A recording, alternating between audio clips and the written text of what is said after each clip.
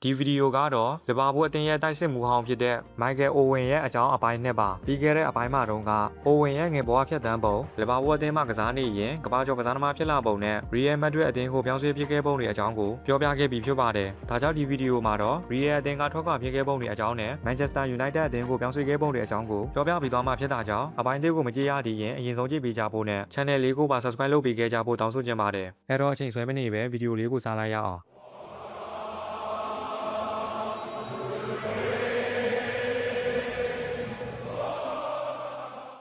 2005ခုနှစ်မှာရီယယ်အသင်းဟာဘရာဇီးတိုက်စစ်ကစားသမားတွေဖြစ်တဲ့ရောဘင်ဟိုနဲ့ဂျူလီယိုဘတ်တစ်စတာတို့ကိုတပြိုင်နက်တည်းခေါ်ယူခဲ့တာကြောင့်အိုဝင်အနေနဲ့အသင်းမှနေရာရဖို့ဆိုတာအရင်ကားထက်ပိုပြီးခက်ခဲသွားနိုင်ကြောင်းသိခဲ့ပါတယ်။ဒါအပြင်2006ကမ္ဘာ့ဖလားကလည်းနီးလာပြီဖြစ်တာကြောင့်အင်္ဂလန်အသင်းရဲ့လူစင်းမှာပါဝင်နိုင်ဖို့အတွက်အိုဝင်ဟာပွဲကစားချိန်ပိုလိုအပ်တာကြောင့်ရီယယ်အသင်းကနေထွက်ခွာဖို့ဆုံးဖြတ်ခဲ့ပါတယ်။အိုဝင်ဟာလီဗာပူးအသင်းစီကိုပြန်လာခြင်းခဲ့ပြီးလီဗာပူးအသင်းဘက်ကလည်းပြန်လည်ခေါ်ယူခြင်းခဲ့ပေမဲ့ရီယယ်အသင်းတောင်းဆိုတဲ့ပြောင်းရွှေ့ခြင်းပမာဏကိုမပေးခြင်းခဲ့တာကြောင့်မခေါ်ဖို့ဆုံးဖြတ်ခဲ့ပြီးအိုဝင်ဟာလည်းနောက်ဆုံးမှာနယူကာဆယ်အသင်းစီကိုပေါင်16တန်းနဲ့ပြောင်းရွှေ့ခဲ့ပါတယ်။နယူကာဆယ်ပရိသတ်တွေဟာအိုဝင်ကိုအများကြီးမျှော်လင့်ခဲ့ကြပေမဲ့တိတ်မကြခင်မှာပဲအဲ့ဒီမျှော်လင့်ချက်တွေအားလုံးပျက်စီးခဲ့ရပါတယ်။အိုဝင်ဟာနယူကာဆယ်အသင်းနဲ့ပထမရာသီမှာ17ပွဲတာကစားခဲ့ရပြီး9ဂိုးအထိသွင်းနိုင်ခဲ့ပေမဲ့2005ခုနှစ်ဒီဇင်ဘာလကုန်ပိုင်းမှာကစားခဲ့တဲ့စပါးအသင်းနဲ့ပွဲစဉ်မှာခြေချင်းဖို့ယူကျိုးခဲ့တာကြောင့်လက်ကျန်ပွဲစဉ်အားလုံးလွဲချုပ်ခဲ့ပါတယ်။အဲ့ဒါအပြင်ဆွီဒင်အသင်းနဲ့ကစားခဲ့တဲ့2006ကမ္ဘာ့ဖလားပြိုင်ပွဲမှာအိုဝင်ဟာ ACL ဒဏ်ရာရခဲ့ပြီးဒီဒဏ်ရာကတော့သူ့ဘဝရဲ့အဆိုးဝါးဆုံးဖြစ်ပျက်တစ်ခုဖြစ်ခဲ့ပါတယ်။တိကျတဲ့အတိုင်း ACL ဆိုတာကစားသမားတိုင်းကြောက်ကြတဲ့ဒဏ်ရာဖြစ်ပြီးဒီဒဏ်ရာရခဲ့တဲ့ကစားသမားအများစုကလည်းဘောလုံးပြန်ကစားနိုင်ရင်တောင်သူတို့ရဲ့အကောင်းဆုံးပုံစံကိုပြန်ရဖို့မလွယ်ကူတော့ပါဘူး။ဒါအပြင်နောက်ဆက်တွဲဒဏ်ရာတွေပါမကြာခဏရတတ်လေးရှိပါတယ်။အိုဝင်ဟာဒီဒဏ်ရာကြောင့်ပဲ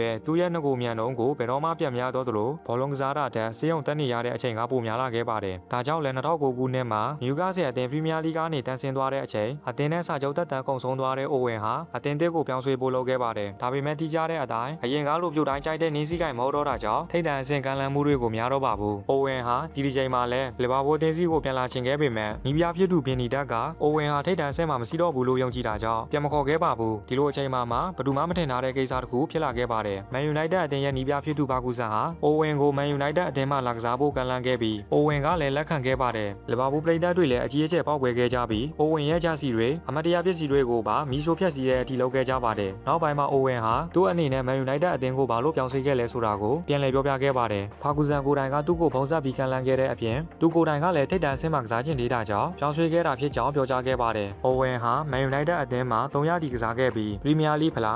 းနဲ့ကွန်မြူနတီတိုင်းတို့ကိုတစ်ကြိမ်စီဆုတ်ကူခဲ့ပါတယ်။အဲနောက်2012-2013ရာသီမှာစတုတ်စီတီအသင်းစီကိုပြောင်းရွှေ့ကစားခဲ့ပြီးရာသီအကုန်မှာတော့ဘောလုံးကစားသမားဘွားကနေအနားယူခဲ့ပါတယ်။အနားယူချိန်မှာအိုဝင်ဟာအသက်32နှစ်သာရှိပါသေးတယ်။အိုဝင်ဟာအင်္ဂလန်အသင်းအတွက်စုစုပေါင်းသွင်းဂိုး40သွင်းခဲ့ပြီးဂိုးသွင်းအများဆုံးစရင်မှာလည်းနံပါတ်5နေရာရပ်တည်နေပါတယ်။လူတွေတိတ်မတိကြတဲ့အိုဝင်ရဲ့ဝါဒနာတစ်ခုကတော့မြင်းပြိုင်ပွဲတွေကိုစိတ်ဝင်စားတာပါ။သူကိုယ်တိုင်လည်းမန်နာဟောက်စ်တေးပဲလို့ခေါ်တဲ့မြင်းချက်တစ်ခုကိုပိုင်ဆိုင်ထားပါတယ်။ဘောလုံးလောကကနေအနားယူသွားခဲ့ပေမဲ့အိုဝင်ဟာလီဗာပူးပရိသတ်တွေရဲ့အမုန်းကိုတော့ယနေ့ထိတိုင်ခံနေရပါသေးတယ်။ဘရာနာတို့လည်းတတိထားမိကြမှာပါ။လီဗာပူးအသင်းရဲ့ကစားသမားဟောင်းတွေဝင်ရောက်ကစားကြလေးရှိတဲ့ရန်ပုံငွေပွဲတွေမှာအိုဝင်ကိုတိတ်ပြီးတွေ့ရလိမ့်မရှိဘူးဆိုတာကိုပေါ့။အကြောင်းကတော့လီဗာပူးပရိသတ်တွေကအိုဝင်ကစားမကိုကန့်ကွက်တာကြောင့်ပါ။အိုဝင်ဟာလီဗာပူးအသင်းရဲ့ brand ambassador တယောက်အဖြစ်လုပ်ချင်ခဲ့ပေမဲ့ပရိသတ်တွေကအပြင်းထန်ကန့်ကွက်တာကြောင့်လီဗာပူးအသင်းဘက်ကလည်းသူ့ကိုခန့်အပ်ဖို့အမြဲတမ်းလက်လျှော့ခဲ့ရပါတယ်။တေချာပြန်စဉ်းစားကြည့်မဲ့ဆိုရင်အိုဝင်နဲ့လီဗာပူးပရိသတ်တွေရဲ့ဖြစ်ရပ်မှာဘဒူဘက်ကမှန်ပါတယ်ဘဒူဘက်ကမားပါတယ်ဆိုပြီးတတိကျကြီးပြောလို့မရပါဘူး။အိုဝင်ဘက်ကကြည့်မဲ့ဆိုရင်လည်းသူကအသင်းစီကိုအမြဲတမ်းပြန်လာချင်ခဲ့ပေမဲ့ပြန်လာခွင့်မရခဲ့တာကြောင့်နောက်ဆုံးမှမန်ယူနိုက်တက်စီကိုပြောင်းရွှေ့ခဲ့ရပါတယ်။အသင်းပရိသတ်တွေဘက်ကကြည့်မဲ့ဆိုရင်လည်းလီဗာပူးရဲ့ကစားသမားဟောင်းတယောက်အထူးသဖြင့်ပရိသတ်အသင်းဆွဲကစားသမားတယောက်ကမန်ယူနိုက်တက်အသင်းစီကိုပြောင်းရွှေ့တယ်ဆိုတာဘယ်လိုမှလက်ခံပေးလို့ရတဲ့အရာမဟုတ်ပါဘူး။အဲ့တော့ကျွန်တော်အနေနဲ့လည်း